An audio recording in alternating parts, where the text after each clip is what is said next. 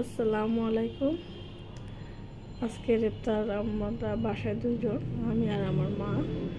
স্বাস্থ্যসম্মত ইফতার।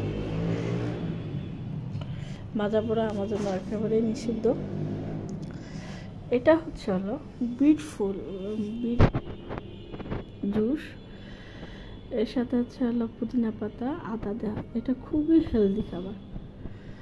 খেতে একটু খারাপ লাগে, কিন্তু স্বাস্থ্যের জন্য খুবই উপকার।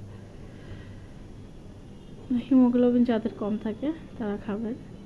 আর আদাতে হলো অ্যান্টি ইনফ্ল্যামেটরি থাকে।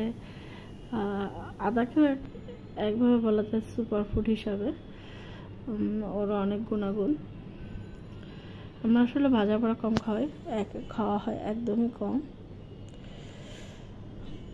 যার কারণে আলহামদুলিল্লাহ অনেকটা সুস্থ আছে আগে থেকে। দোয়া করবেন আমাদের জন্য, আল্লাহ যেন আমাদের সবাইকে সুস্থ এবং স্বাভাবিক রাখে, ভালো রাখে।